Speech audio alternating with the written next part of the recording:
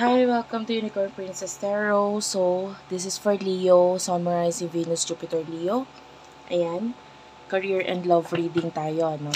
Take only what resonates para sa mga gusto magpa-personal reading, Jing Tarot Trader na lang, no? And subscribe na lang kung hindi ka pa nakasubscribe, pa-click ng notification bell, and ma-appreciate ko kung ikaw ay magko-comment kahit heart-heart lang, smileys. Malaking bagay yan sa akin. So, Leo, start na natin. This is for your career. Career muna tayo, tapos mamaya yung love. Okay, anong naghihintay para sa Leo for the month of May going to June 2024? Isang shuffle na lang. Okay, thank you, Spirit Guides, Angel Guides. For Leo. Career reading for Leo. Ayan. You do have here the page of wands.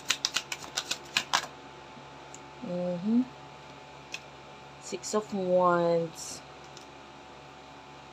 The hanged man. Queen of wands.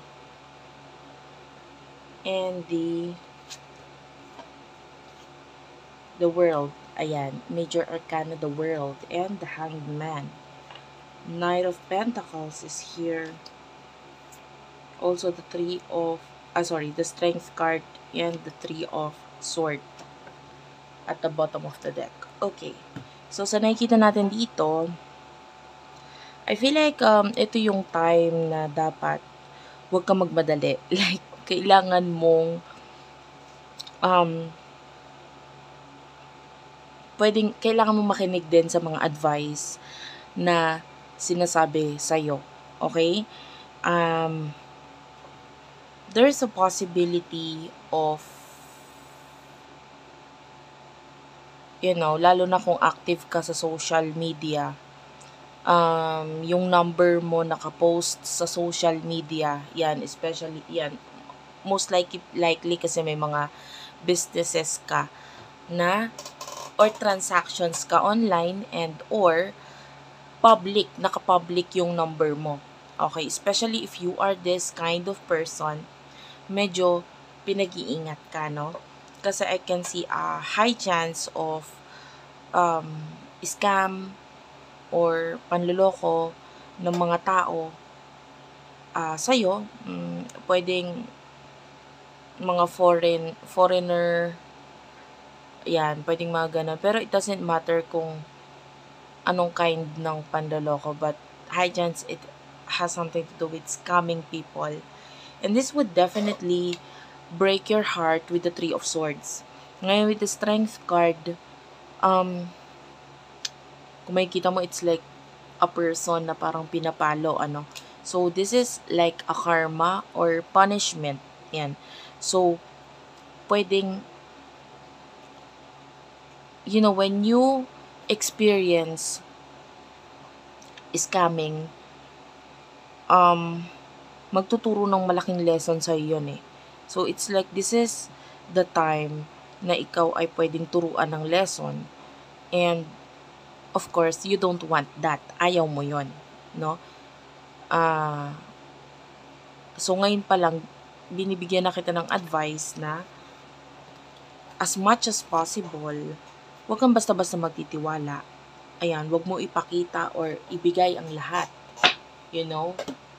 And, if ever na may mga taong makikipag-communicate sa'yo, it's better na i-ask mo muna sa iba kung ano yung palagay nila dito, anong tingin nila dito, and if they give you advice na maaaring yung iba hindi mo magugustuhan yung advice nila, and it is because may mga nakikita sila na hindi mo nakikita, or maaring may alam sila na hindi mo alam. Okay? And so, this is the right time na makinig ka sa mga advice na sinasabi nila. And, please tell me more.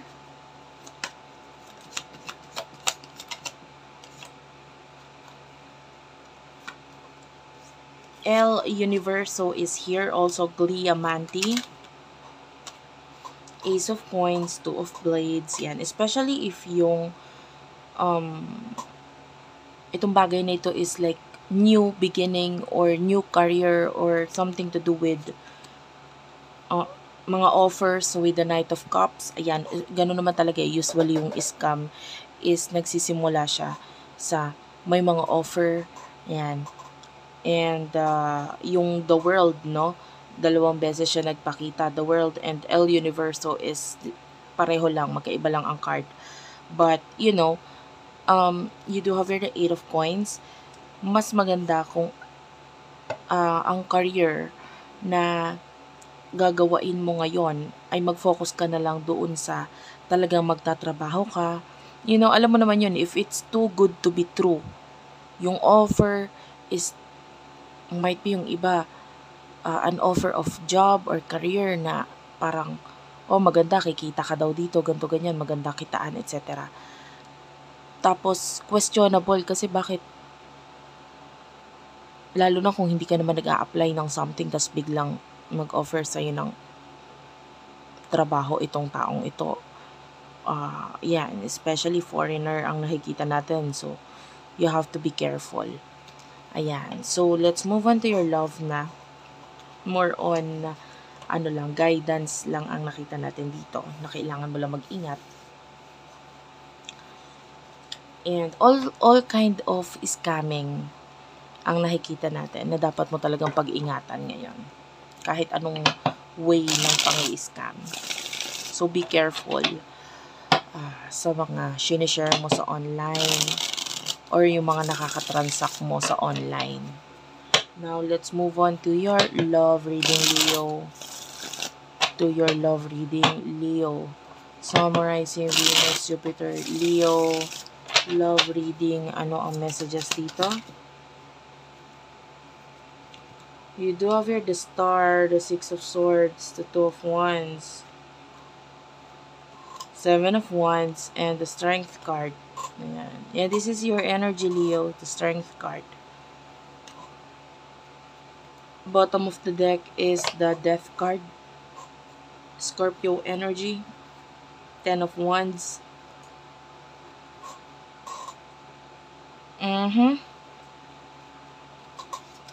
I'm seeing a person na parang hindi siya happy sa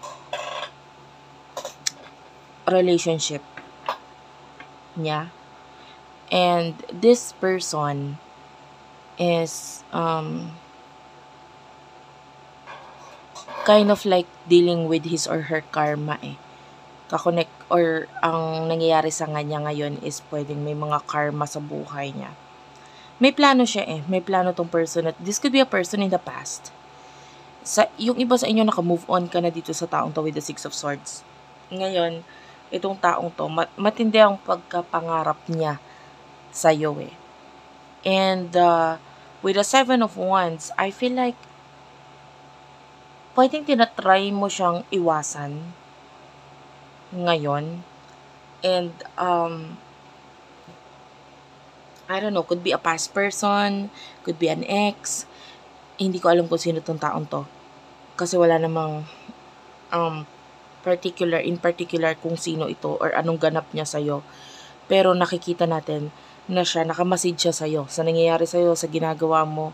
And this person, nakikita niya yung difference mo sa kung sino yung kakonect niya ngayon. And hindi niya talaga gusto kung nasaan siya. Okay?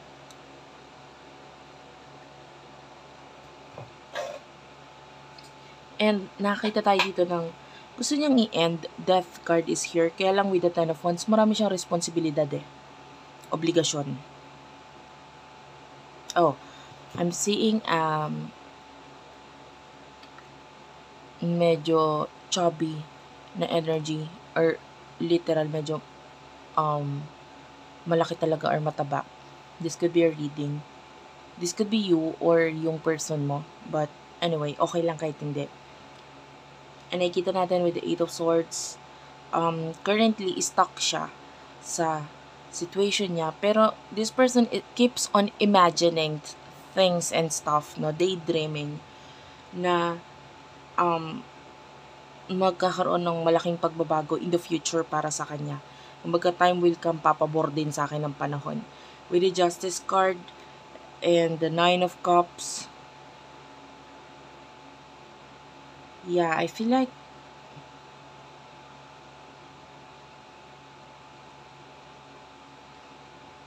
may plano tong taong to eh. And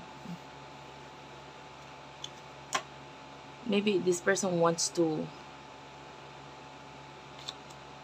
meet you, to have a celebration with you about something, or gusto niya lang magpakita sa'yo.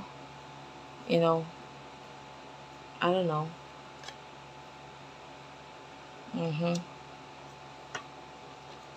So, ayun. Yun yung ating nakikita dito. But, sa ngayon, I don't know if you're aware of this kasi nga nakikita natin umiiwas ka. So, pwedeng alam mo yung communication, alam mo yung connection niya with someone. And then, pwedeng ito yung nagiging dahilan ng pag-iwas mo din. So, yeah. Thank you for watching, guys. I love you all and bye-bye.